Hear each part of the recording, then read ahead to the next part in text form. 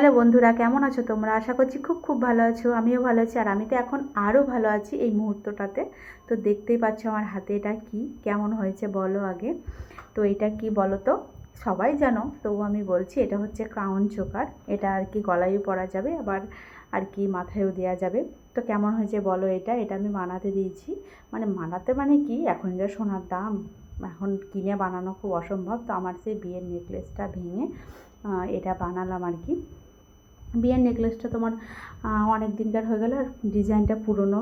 তো ওটাকে দিয়ে এটা করলাম। এটা আছে 18 গ্রাম মতো ওজন আছে, খুব ভারী সারি হয়েছে। অল্প সোনাতেও হয় এগুলো, কিন্তু অল্প সোনাতে একটু ভেঙে যাওয়ার চান্স থাকে। তো এটা দেখো, আমারটা কিন্তু খুব সুন্দর মোটা ভারী সারি হয়েছে। তো আমি সোনার দোকানে গেছিলাম, আমি একটুখানি, আমার একটা সবসময় মঙ্গলসূত্র পরে থাকি, ওই টার্সেলটা আনতে। তা আনতে গিয়ে উনি বললো যে তোমার এটা হয়ে গেছে বললো, কিন্তু হয়ে গেছে বললো তো কী হলো, আমি তো টাকা নিয়ে যাইনি। আমাকে এখন অনেকটা টাকা লাগবে, এখানে প্রায় এখনও 25,000 টাকা মতো লাগবে। তো আমি তো টাকা নিয়ে যাইনি, ওই জন্য আমি বললাম থাক, এখন তো দরকারও নেই, আপনার কাছে থাক, আমি পরে নেব, এটা এখন পরে নিয়ে যাব। তো তো আমি একটু দেখলাম, আমার গলায় পরিয়ে দিয়ে একটু দেখে নিলাম, যেহেতু শখের জিনিসটা করেছি।